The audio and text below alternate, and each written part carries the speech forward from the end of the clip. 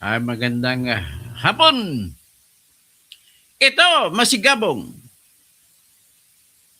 Ladies and gentlemen. Naalala ko tuloy yung speech ni Marcos Antonios. Tsaka ni Marcos Brutus. Friends, countrymen, and lovers, lend me your ears. Ito ngayon, ang ating pag-usapan ay si Saldico ay mag-I shall return na. Sinabi niya na mag-I shall return na siya. At yung pag-I shall return ni Saldico, yari ang dalawang pinakamataas na opisyal ng Pilipinas. At hindi niya pinangalanan, pero alam na kung sino yun. Si BBM at saka si Romualdez. Grabe. Matindi. Bakit? Iyan ang tinuturo niya na Yan ang tinuturo niya na bumanat na kumuha lahat kasi ang lahat ng kanyang koleksyon mamula doon pakasama na sa nauhan sa Oriental Mindoro ay doon po napunta lahat. Ang kinolekta na doon ay napunta lahat. Pati nang galing sa La Union, hindi kinuha niya doon galing kay Edbikyap at hinatid niya kay BBM at hinatid kay Romualdez. So ladies and gentlemen, and now the end is near, and so I face the final curtain. My friends, I'll state it clear and state my case, of which BBM is certain. I planned each studied course, each careful step along the byway, and more, but more than this, I did it my way. Babalik na si Saldico. Sabi ni Saldico, I shall return. Ito, pakinggan natin si Saldico. Pakinggan si Saldico. Nahuli nga, konfirmado, nahuli siya. Pero uuwi siya, meron ng escort ngayon ang Czech Republic. Hindi na nila pwedeng kunin si Saldico na sila magbabantay, baka patayin nila si Saldico. Ito na ngayon, sumukhang sinadya ni Saldico na magpahuli sa Czech Republic at ang Czech Republic na bansa ang maghatid ng mga agents papunta rin sa Pilipinas. At mangangako ang Pilipinas na dapat walang mangyari na mamamatay si Saldico. Ganon po ang mangyayari yan. Lagot ka na, BBM. Ha? Parang naalala kong hagibis eh. Lingon agad, pagbibabaing dumaan, lalo na pag maganda ang kawatan. Kawatan. Oh, kawatan. Ayan ang mangyayari. So ito, pakinggan natin si Saldico. Pakinggan si Saldico. Isa ako sa mga nasangkot sa issue ng flood control project at ngayon ako ay nasa kustodiya na at pauwi na sa Pilipinas sa ilalim ng mga autoridad. Hindi na ako mananahimik. Handa akong isiwalat ang lahat ng aking nalalaman, ang buong katotohanan sa likod ng proyektong ito. Ibubunyag ko kung paano naganap ang sistematikong pag-abuso sa pondo ng bayan at kung sino-sino ang mga nasa likod nito, kabilang ang dalawang matataas na opisyal ng gobyerno na umano'y pasimuno ng katiwalian. Kapag ako ay humarap sa Blue Ribbon Committee, ilalatag ko ang lahat walang itatago. Kung ang kapalit nito ay ang aking pagkakakulong, handa akong panagutan basta't makasama ko sa pananagutan ang mga tunay na mastermind. Kung nais mong malaman ang buong katotohanan, panoorin at ibahagi ang video na ito. Mag-iwan din ng iyong komento. Handa ka na bang malaman kung sino ang nasa likod ng flood control project scandal? Daghang salamat. Yeah. Cebuano na salita. Bicolano salita sa Cebuano. Daghang salamat. Sa background niya, police Czech Republic. Czech Republic. ang pulis sa Czech Republic. Ay, nahuli nga talaga siya ng Czech Republic na pulis. So, ulitin natin, pakinggan, masarap pakinggan, parang musika sa aking tainga. Isa ako sa mga nasangkot sa issue ng flood control project at ngayon ako ay nasa kustodiya na at pauwi na sa Pilipinas sa ilalim ng mga otoridad. Hindi na ako mananahimik. Handa akong isiwalat ang lahat ng aking nalalaman, ang buong katotohanan sa likod ng proyektong ito. Ibubunyag ko kung paano naganap ang sistematikong pag-abuso sa pondo ng bayan at kung sino-sino ang mga nasa likod nito, kabilang ang 2 matataas na opisyal ng gobyerno na umano'y pasimuno ng katiwalian. Kapag ako ay humarap sa Blue Ribbon Committee, ilalatag ko ang lahat walang itatago.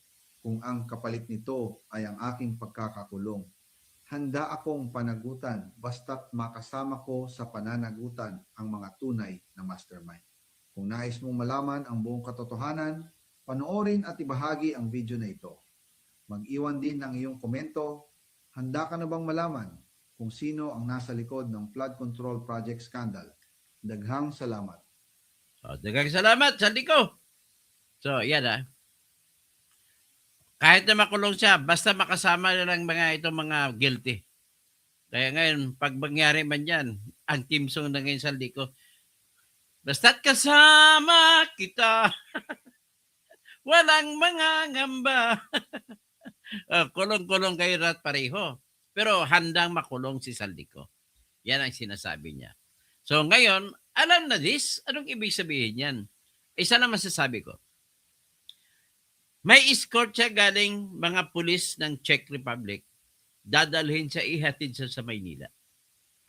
Sasalubungin siya ngayon at kailangan masiguro ng Czech Republic pipirma ng kontrata ang Philippine government na kailangan walang mangyari na masama o mamamatay sa loob ng kulungan si Saldiko. So magpapakulong si Saldiko, sigurado ko dadalhin siya sa kulungan kung saan nakakulong ang mga kinasuhan sa flood control project doon sa Nauhan, Oriental Mindoro. So mga taga Nauhan, panahon na para makaganti kayo. Alam niyo ba kung saan napunta ang pera niyo dyan?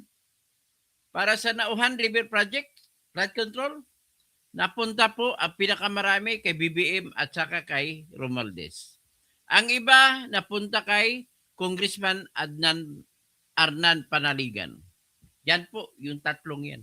Si Saldiko nangulikta lamang. Nang nakulikta na ni Saldiko, hinatid sa kanila yan. Kaya rin po nangyari sa La Union na mga Silver Wolves na kumulikta, siya lang po ay kay Eric Yap, na congressman ng Benguet. At ang nakulikta nila, hinatid ni Eric Yap, 46 na maleta ng pera, hinatid sa bahay ni Saldiko, nandoon sa Dragonfly Street, diyan sa Phase 6 sa Valle Verde. At mula roon sa Valle Verde, hinatid sa bahay ni Romualdez sa 42 McKinley Street. Grabe. So ito na ngayon. So malalaman natin ngayon yung kinaso ng ombudsman laban kay Saldiko ay yung mga flood control project sa Nauhan ni Oriental Mindoro na hindi daw natapos. Bakit di matapos? Kasi binigay ang pera nandun kay Bongbong Marcos. At siyempre kasama pa diyan si Martin Romualdez. Mayayari din si Congressman Arnan Panaligan. Naku, patay kayo lahat. Gobernador Dolor, panahon na para maipaghiganti mo mga kababayan mo mga Mindoreño. Mga bangyan dyan. Lahat kayo paghiganti kayo ni Saldiko. Si Saldiko hanggang handa makulong. Kahit na ibig sabihin nito sa pagtistigo niya ay makulong siya, pero ito na ang ating hinihintay. Yan ang tinatawag ko na nakialam ang Diyos. Akalain mo, nahuli siya dahil sa pagpakialam ng Diyos? Nahuli siya sa Czech Republic? At dahil nahuli siya, wala na. Pilitan siya i-deport kasi wala siyang papel. Hinuli siya dahil wala siyang passport. Kansilado na passport niya. So, ano ngayon ang mangyayari? Lalakas ngayon ang testimonya ng 18 sundalo. Ang testimonya ni Gutesa, lalakas ngayon. Grabe. Sobrang lakas na yan. Bagyo yung dating, hindi na kayang pigilan ng mga style ni Magtibag. Magtibay. Magtibag ba? Attorney Melvin Matibag. Naku, grabe ka. Melvin Matibag. Matibay ka talaga. Inapoint ka sa NBI para tabunan ng mga kasalanan ng mga amo mo. Ikaw ay traidor, Matibag. Dati Duterte ka. Ngayon Marcos ka na. Grabe. Sobra ka kapal ang mukha mo. Kasama mo diyan si Benboying Rimulya. Naalala ko yun, may birthday kasama si Art Atayde. Tatay ni Arjo Atayde. Andun si Melvin Matibag. Nandun may isang kontraktor. Kumain sila, 121,000 ang kinain nila. Nagbayad, nagkuha ng isang kapal, 1 milyon. Yabang. Ganon po sila. Ganon po si Attorney Magtibag. Walang kwentang tao yan. Hindi nga nakapag-aral na kung paano bumaril, paano mo. Tapos ginawag nga NBI agent. Dapat ang inilagay NBI, director, ay manggaling sa hanay ng NBI. Dapat ganun, ginagawa nyo. Nawawalan tuloy ang mga panaginip, pangarap ng mga NBI agent na magiging NBI director balang araw. Wala na. Kasi nilagay nyo yung hindi organic. Kabastos, wala kayong tinatawag na professionalism. Ngayon, baklikan natin. Ang sentro ng usapin nito pag bumalik si Saldico, marami siyang dalang litrato at video para mapatunayan yung mga paghatid ng mga mali-maleta. Sigurado yan. Sigurado yan. Saan mo pa ba ilalagay yan? Kaya si BBM naman, nagdadasal, nagsasalita sa mga tao na ginagawa ang paraan para mahuli si Saldico. Pero nagdadasal naman, sana huwag mahuli, sana huwag mahuli. Kasi pag mahuli, oras na magsalita, patay kang BBM ka. Patay kang Romualdez ka. Ito nang po nangyari. This is a divine intervention. Ngayon, Ronel, ang mga bunyog na yan, sorry sa mga bunyog, mga dati kong kasama, niloloko lang kayo ni Insurrecto. Huwag na kayo magano dyan. Nakakahiya. Okay, so ngayon, ganun po ang mangyayari. Ang mangyayari dyan, ito na po ang salpukan na totoo. Lumabas na parang si MacArthur si Saldico. Yung si MacArthur, nung umalis siya sa Bacolod, papunta ng Australia, kasama niya si President Quezon, ay nag-speech siya sa harap ng mga Pilipino, mga Ilonggo, mga Yusapi. Sabi niya, I shall return. O yun. Ito na ngayon, I shall return si Saldico. sabi ni Saldico, pag huling salita niya, daghang salamat. Na ano na ba ito si Saldico? Akala ko Bicolano ito. Bakit nagsasalita na nagbisaya? Ay, mas magaling pa po ang DDS kumpara sa inyong mga anti-DDS kayo. Bakit yung kakampihan na magnanakaw? Mga kadilaw, magnanakaw kinakampihan si BBM. Si Christian Esguerra, hindi pa naniniwala na yung 18 na mga dating sundalo ay nagde-deliver ng maleta. Anong masabi nyo ngayon, Esguerra? Masabi nyo ngayon, Ronald Llamas? Insurrecto, Obad? Ano masabi nyo ngayon? Ito na mismo yung aktor. I am an actor and I'm not the star. I will be there, my own car. Ano ba yung lyrics? Hindi ko kabisado lyrics. Pero at least, ito na po, sigurado. So, tingnan natin, himay-himay natin. Sa mga mali-malita. Ito po yung totoong kwento, mali-malita. Ihangaw natin mula sa kwento ni Gutesa, kwento ng 18 sundalo, at bubuin natin. Sabi ni Gutesa at saka mga 18 sundalo, dati sundalo, ay trabaho nila, tagahatid. Tagatanggap sila, may tinatanggap sila na mga hinahatid na mga mali-maleta na pera kada linggo, hindi bababa sa 3 mali-maleta. Hinahatid doon sa Valle Verde na bahay ni Saldico. Si Saldico naman, ayon sa mga sundalo, ang ginagawa niya ay taga-monitor at bigay ng instruction sa kanyang 3 bata, pero 2 lang ang nabanggit ang prominente, na si Mark Tiksay at saka si John Paul Estrada, na kung maalala natin, nagpakasal po siya sa Our Lady of Manawag na simbahan sa La Union. At ang kanyang inasawa ay binigyan niya ng regalo na isang Ford Mustang. Grabe si John Paul Estrada. Grabe to si yung Pangasinense na to, sobrang yaman Pero nasaan sila ngayon?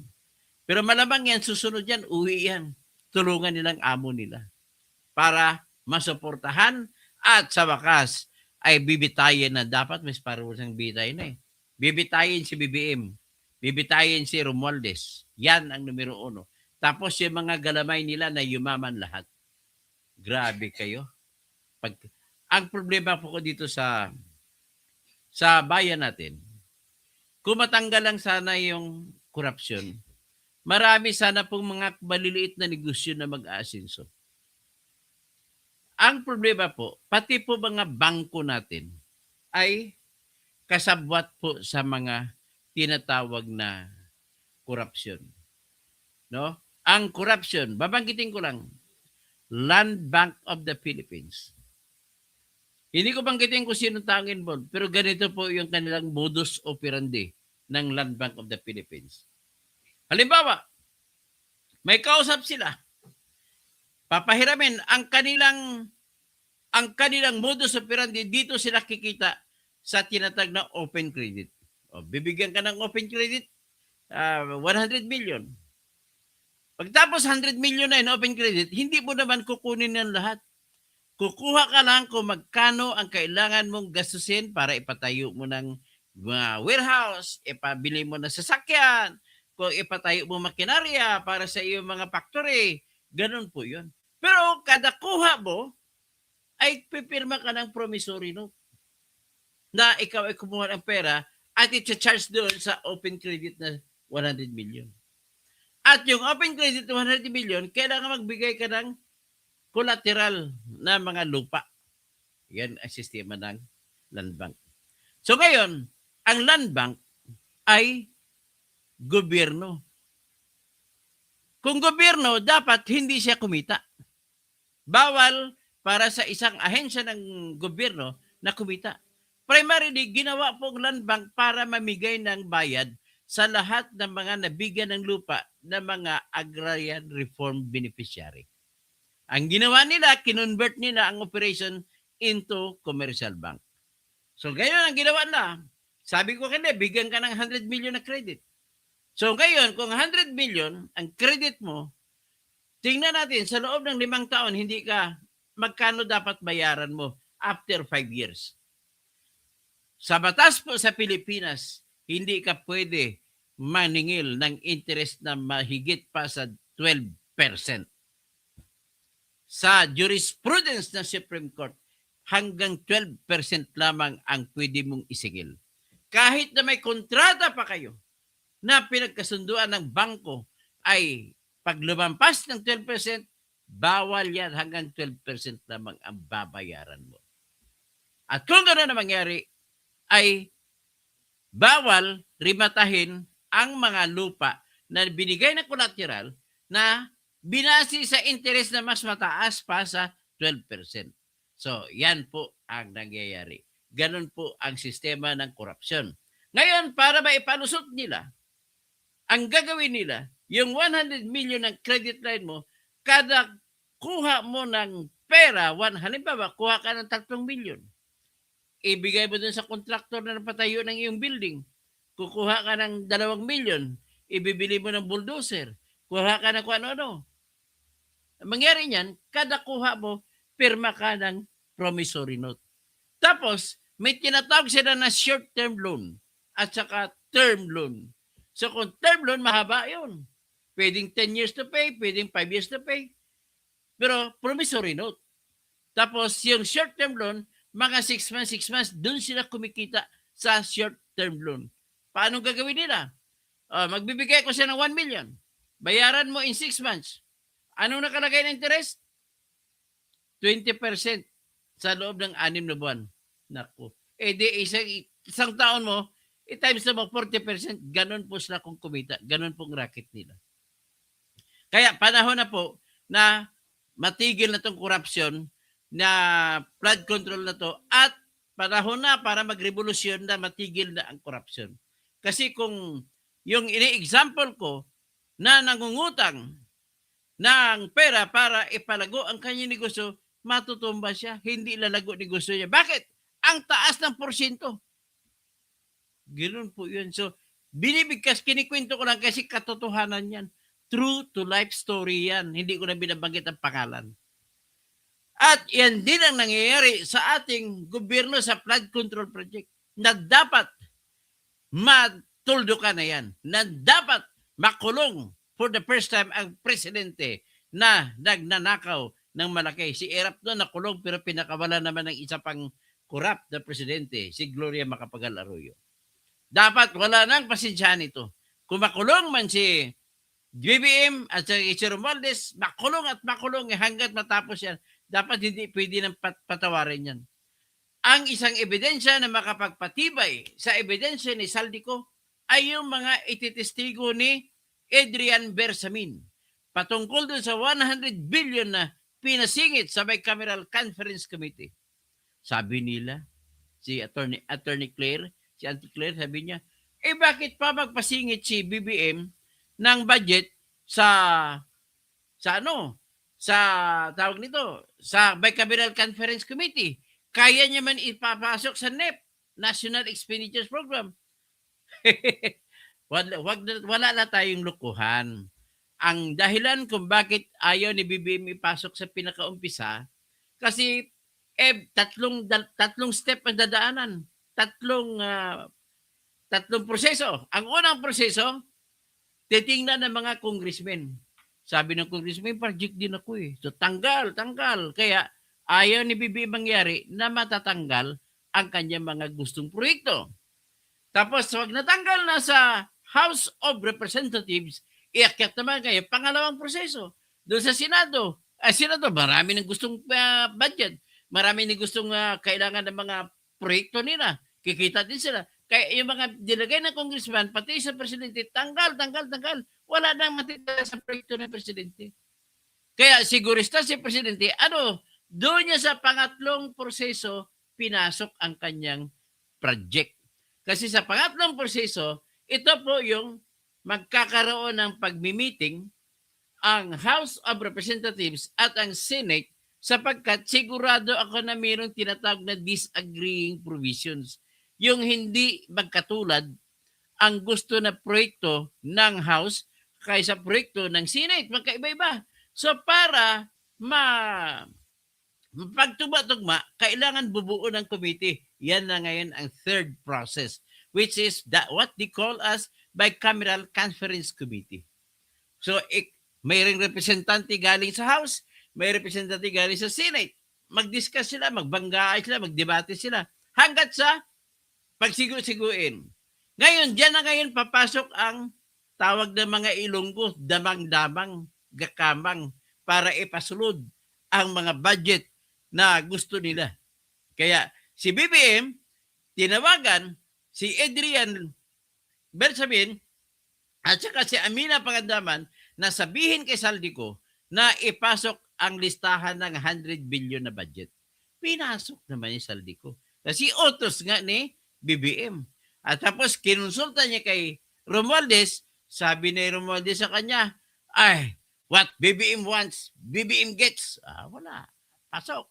Kaya andon ng mga proyekto.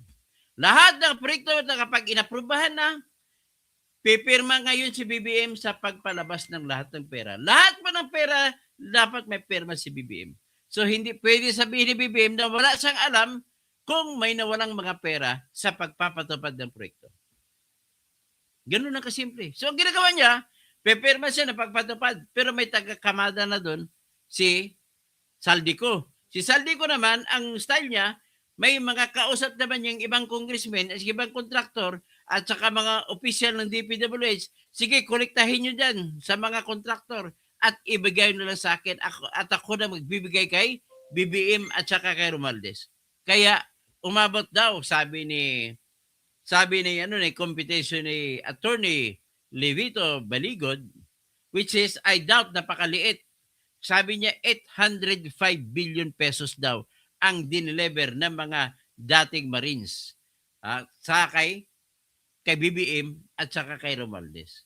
Yan po ang totoong kwento. So ngayon kung babalik niya si Saldico, lahat na yan ay mapagtibay, ma-confirm.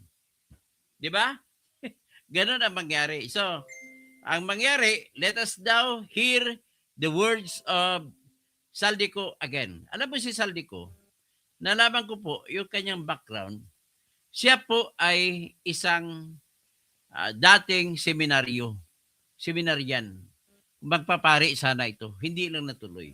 So ngayon, dahil yun, kinonsensya siya ng Diyos, kaya lalabas siya ngayon at magsasalita. Kaya ngayon, pakinggan na naman natin uli yung assurance ni Saldico. Ang background niya po, Police Department yan ng Czech Republic. Ayan si Saldico may mensahe sa publiko. Ulitin natin. Isa ako sa mga nasangkot sa issue ng flood control project at ngayon ako ay nasa kustodiya na at pauwi na sa Pilipinas sa ilalim ng mga autoridad. Hindi na ako mananahimik. Handa akong isiwalat ang lahat ng aking nalalaman, ang buong katotohanan sa likod ng proyektong ito. Ibubunyag ko kung paano naganap ang sistematikong pag-abuso sa pondo ng bayan at kung sino-sino ang mga nasa likod nito, kabilang ang 2 matataas na opisyal ng gobyerno na umano'y pasimuno ng katiwalian.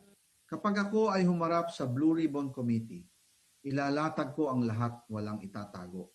Kung ang kapalit nito ay ang aking pagkakakulong, handa akong panagutan basta't makasama ko sa pananagutan ang mga tunay na mastermind. Kung nais mong malaman ang buong katotohanan, panoorin at ibahagi ang video na ito. Mag-iwan din ng iyong komento. Handa ka na bang malaman kung sino ang nasa likod ng flood control project scandal? Daghang salamat. Yan sinabi. Ulitin natin one time para musika pakinig ko. Ulitin natin. One more time. Tang, tang, tang, tang. Isa ako sa mga nasangkot sa issue ng flood control project at ngayon ako ay nasa kustodiya na at pauwi na sa Pilipinas sa ilalim ng mga autoridad. Hindi na ako mananahimik.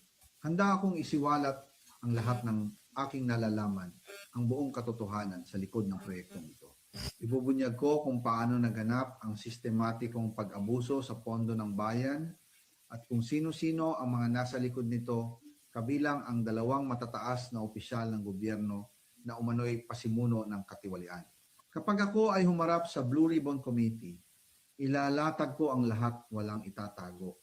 Kung ang kapalit nito ay ang aking pagkakakulong, handa akong panagutan basta't makasama ko sa pananagutan ang mga tunay na mastermind. Kung nais mong malaman ang buong katotohanan, panoorin at ibahagi ang video na ito. Mag-iwan din ng iyong komento. Handa ka na bang malaman kung sino ang nasa likod ng flood control project scandal? Daghang salamat. Okay, daghang salamat. Oh, one more time. Isa ako sa mga nasangkot sa issue ng flood control project at ngayon ako ay nasa kustodiya na at pauwi na sa Pilipinas sa ilalim ng mga autoridad.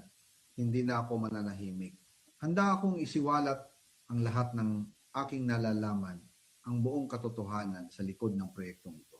Ibubunyag ko kung paano naganap ang sistematikong pag-abuso sa pondo ng bayan at kung sino-sino ang mga nasa likod nito, kabilang ang 2 matataas na opisyal ng gobyerno na umano'y pasimuno ng katiwalian.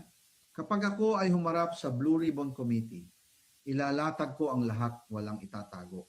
Kung ang kapalit nito ay ang aking pagkakakulong, handa akong panagutan basta't makasama ko sa pananagutan ang mga tunay na mastermind. Kung nais mong malaman ang buong katotohanan, panoorin at ibahagi ang video na ito.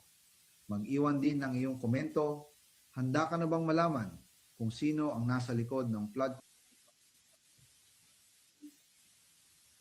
So, iba natin. Balikan natin ang yung mga pangyayari nakaraan.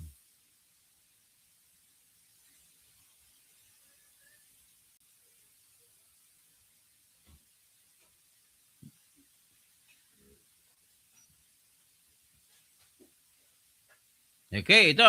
Hello guys. Hello guys, Wish is here. Nila Pangulong Bongbong Marcos, speaker, ang nag-deliver papunta sa bahay nila Pangulong Bongbong Balikan Marcos, natin ito. Speaker Martin Romualdez, mag-insert or magpasok ng 100 billion worth of projects sa BICAM. Sana po ay hindi nila ako mapatay bago ko mailabas ang lahat. Ginawa ko lang ang utos sa akin, pero ngayon, handa na akong harapin ang lahat. Ginagamit ng administrasyon ang buong resources ng bansa para tumahimik ako. That he will shoot me if I will talk. Gagamitin ako bilang panakipbutas sa kanilang kampanya laban sa korupsyon. Hindi na ako mananahimik, ilalabas ko ang lahat ng katotohanan. May resibo, may ebidensya, at may pangalan. So yan. Kaya ngayon ay hinahamon ko si Ombudsman Remulla kung seryoso talaga siya sa mga sinasabi niya sa kanyang press release na idadamay niya pati si Martin Romualdez kung magbibigay ako ng ebidensya. Patunayan niya ngayon ang pronouncement niya. Imbestigahan niya ang Fraternity Brad at ang kanyang kaibigan na si Speaker Martin Romualdez kung talagang tutupad siya sa tungkulin niya. Imbestigahan din niya si President Bongbong Marcos. Sabi nga ni BBM nung SONA, let's do it right at mahiya naman kayo, hindi po ba? Nananawagan din po ako sa Senado na imbestigahan ang 100 billion insertion ni Presidente. Alam ko po na hindi gagawin ni Ombudsman Remulla ang hamon ko. Pero magaling ang Senado sa investigasyon at ako ay naniniwala na dahil sa kanila, lalabas ang katotohanan. Yung pong listahan ng mga projects, ilalabas ko din kasama ng video na ito. Dahil dito, mas lalong darami ang ipa-file na kaso sa akin. Ginagamit ng administrasyon ang buong resources ng bansa para tumahimik ako, para masira ang aking kredibilidad. Darami din ang banta sa buhay ko at ng aking pamilya. March 2025 pa lang, si Speaker ay nagpaparinig na sa akin sa aming meeting that he will shoot me if I will talk. At pagkatapos niyang sabihin sa akin in a phone call na don't come home, he will take care of you, tumawag ulit si Speaker Martin at sinabihan niya ako na pag umuwi ako will be dangerous. Kasi they might hire someone to do a rub out on me or hire the police to kill me while in jail. Una pa lang ito sa mga gusto kong ibunyag. Marami pa akong dadalhin sa liwanag.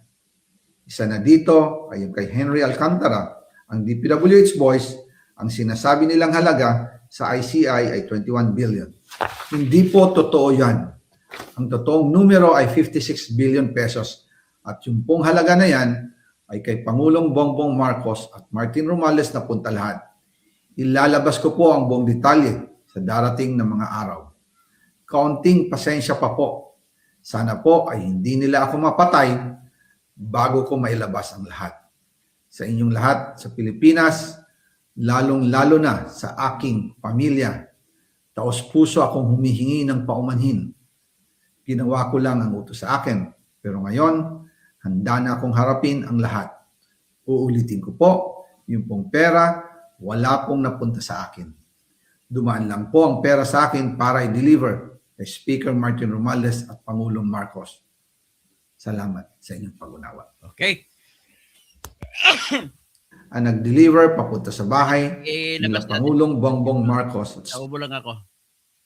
Ilabas natin ulit yung pinakahuling video ni Saldico. Guys, hello! Look, guys! Hello, look. McDo! Makdo bag, ha? And I know this guy's to look this. Okay, guy. Ito. Ito yung huling video ni Saldico sa loob ng police station ng Czech Republic. Isa ako sa mga nasangkot sa issue ng flood control project at ngayon No. ako ay nasa kustodiya na My at pauwi na sa Pilipinas sa ilalim ng mga otoridad. damit too. Hindi na ako mananahimik. Handa akong isiwalat ang lahat ng aking nalalaman, Ay, damit. ang buong katotohanan sa likod ng proyektong ito. Ibubunyag ko kung paano naganap ang sistematikong pag-abuso sa pondo ng bayan at kung sino-sino ang mga nasa likod nito, Patay na. kabilang ang dalawang Wala nang matataas kawala. na opisyal ng gobyerno Nagkawala si na BBM. umano'y pasimuno ng katiwalian. Kapag ako ay humarap sa Blue Ribbon Committee, ilalatag ko ang lahat walang itatago. Kung ang kapalit nito ay ang aking pagkakakulong, handa akong panagutan basta't makasama ko sa pananagutan ang mga tunay na mastermind. Kung nais mong malaman Ano ang nang ibang buong boses katotohanan, General Commodore? panoorin at ibahagi Ang tainga mo. video na ito. Ang naman tutuloy. Iwan din ng iyong komento. Handa ka na bang malaman kung sino ang nasa likod ng flood control project scandal? Daghang salamat. Okay, ha? Ngayon, kung nagduda ka pa sa boses si Saldico, ito yung dating boses niya. Ito ngayon ang dating isa sa dating niya kinuwento. Pakinggan mo kung parehang boses o hindi.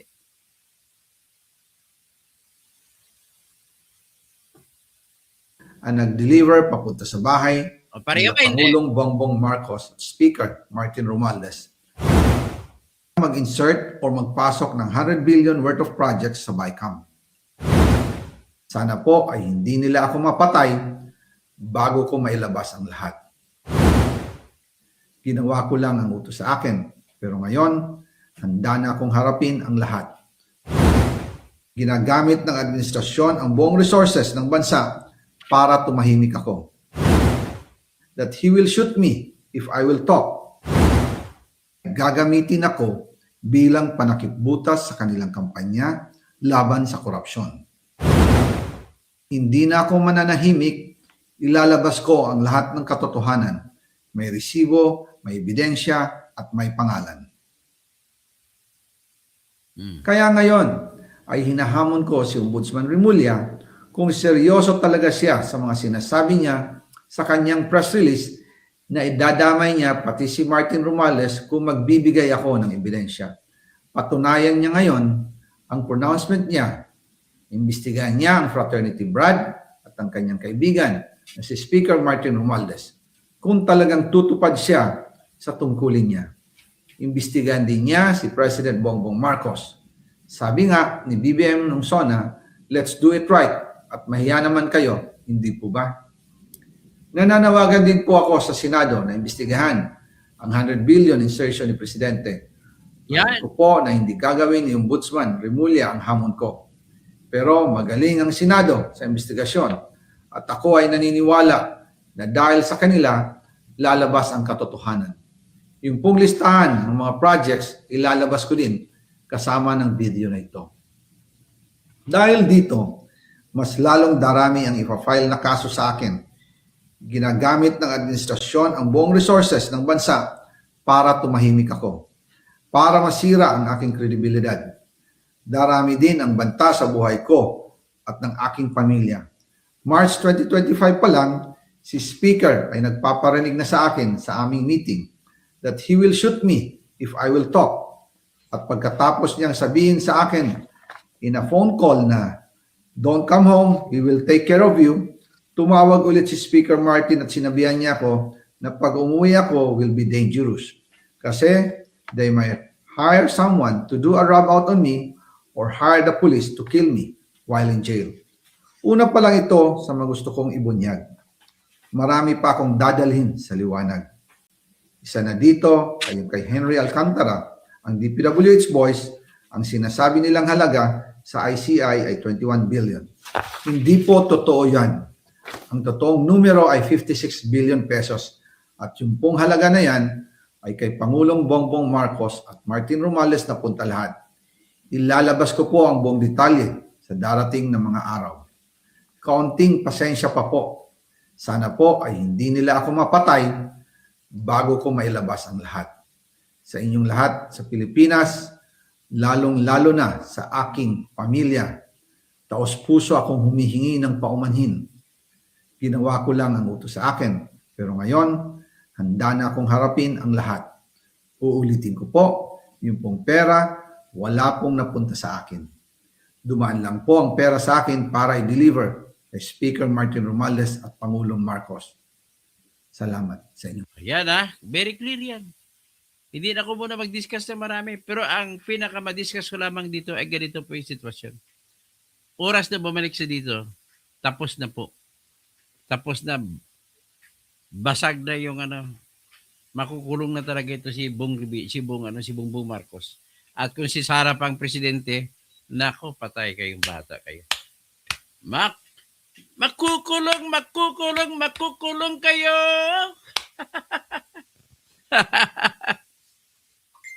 Ronel, makukulong ng amo mo na si BBM. Mga Black Mamba, makukulong ng mga taang amo mo na si BBM. Grabe mga admin ni Marcos. Grabe Ben, alam mo ba, kababayan, isipin nyo, ibang bansa, mahigpit magtataka. Basta kay makababalik na. Ito si Ben Reklamador, reklamo mo, walang kwenta eh.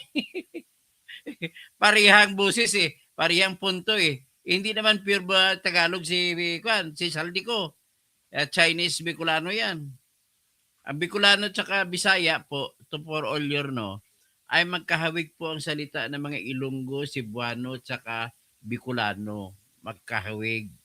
Kaya sa Ilonggo, ang bakal sa Ilonggo, bakal din sa Bicolano. What is bakal? Tubay. Maraming pagkakapare-parehan ng salitang Ilonggo tsaka Bisaya o Cebuano at tsaka Bicolano. Kaya gano'n na kasimple. Kaya madali lang para kay Saldi magsalita ng salitang Cebuano. So, ang kaso na BBM plunder po. Tsaka matinding grabing mga malversation. Binulsa na trilyon ang ninakaw ng mga dalawang itong gagong ito. Sige, hanggang dyan lang muna tayo ngayon. Maraming salamat po. Paki-spread na lang, paki-like, para pag balik ko ulit, may bago tayo, ay ibabanat ko kayo ulit at mabigyan kayo ng notification kung meron akong bago ulit. Maria Santos, yung police ng SEC, mali, they don't Czech Republic na ngayon eh. Bali sa spelling nila, ano ka ba? Kung ano na pa mga kinikwento. Mga kayo talaga, mga naghanap kayo ng rason. Pero idepensa nyo si BBM. Insurrecto, ano na yan? Makukulong na yan. Insurrecto, alam ko, kababayan mo si Saldico. Bad, ano na ngayon bad? Binabarata mo lang lagi si Sara, wala ka, puro marites lang dahilan. Okay, ikaw rin Christian Esguira. Ba't hindi ka maniwala sa kwento ng 18 Marines, 18 soldiers, dating sundalo? Ay, nako, mga matindi talaga kayo. Okay, maraming salamat po. Mabuhay ang DDS. Nabubuhay ng lalo ang DDS. Mga DDS, mabuhay. Tulungan nyo nga ako, mag-subscribe kayo lahat dito para magapi natin ang mga ito. Sige, mga DDS, tulungan nyo ako.